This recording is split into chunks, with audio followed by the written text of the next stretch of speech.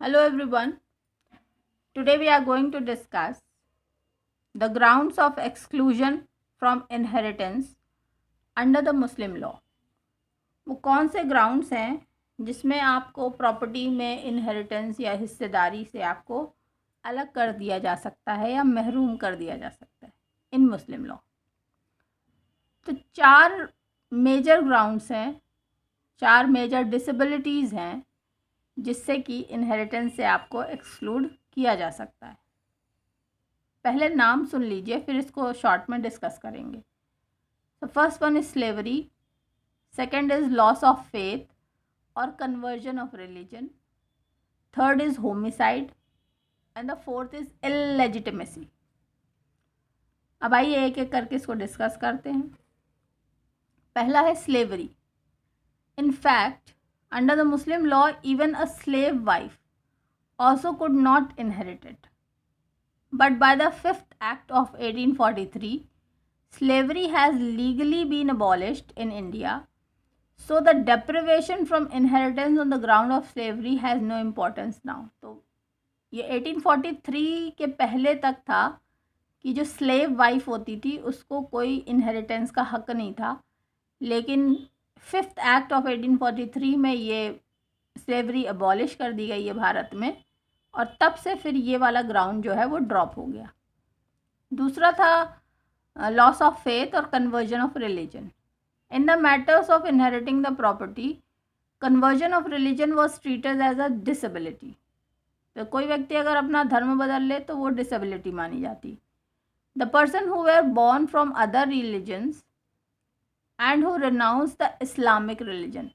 तो धर्म बदलने का क्या मतलब है कि ऐसे व्यक्ति जो दूसरे रिलीजन में पैदा हुए और इस्लामिक हो गए, या फिर वो लोग जो मुस्लिम धर्म में पैदा हुए और उस धर्म को उन्होंने छोड़ दिया, रिनाउंस कर दिया, वेर डिप्राइव्ड ऑफ इनहेरिटेंस।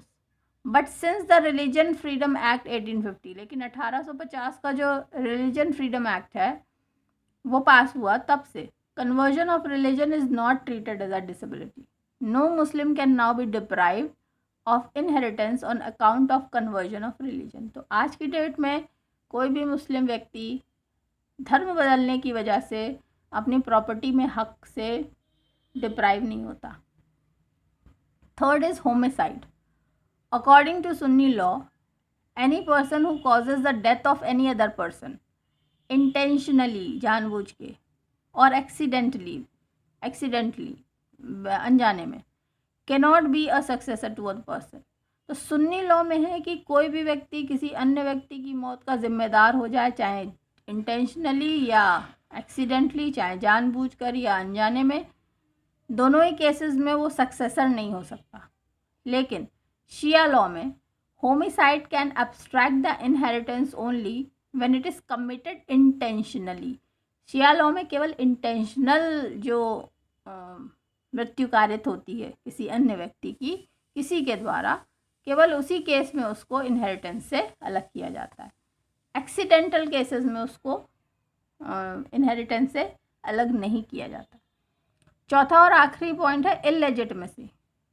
कोई भी illegitimate child under the Shia law is not entitled to inherit at all. Shia law में टोटली मना है कि कोई भी इललेजिटिमेट चाइल्ड को इनहेरिटेंस का राइट नहीं होगा।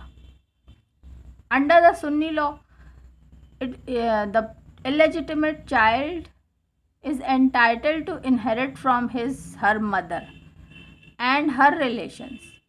तो माँ के पक्ष से तो आप इनहेरिट कर सकते हैं, but in no circumstances not entitled to inherit from her father। तो पैतृक साइड से, फादर के साइड से आपको इनहेरिटेंस का कोई हक नहीं दिया गया है सुन्नी लॉ में, लेकिन मैटरनल साइड से, माता जी के साइड से आप इनहेरिट कर सकते हैं यदि वो बच्चा इललेजिटिमेट चाइल्ड है। तो फिर any illegitimate child according to Sunni law is legitimate only he, she being legitimate child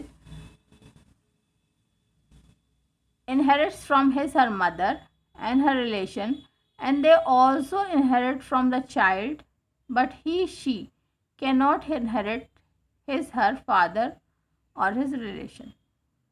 तो सुन्नी लॉ में जो लेजिटिमेट बच्चा है, अकॉर्डिंग टू सुन्नी लॉ,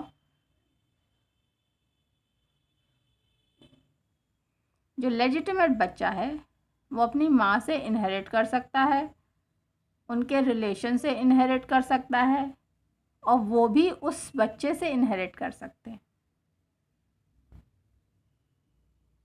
लेकिन वो जो इलेजिटिमेट चाइल्ड है वो अपने पिता और उसके रिलेशंस के पक्ष से कुछ भी इनहेरिट नहीं कर सकता। According to Shia law,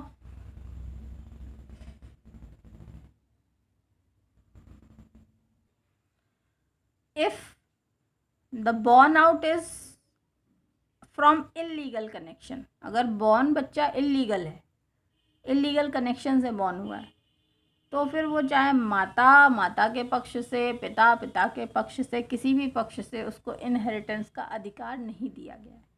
so this was the grounds for exclusion from inheritance under the Muslim law. Keep studying, stay blessed. God bless you all.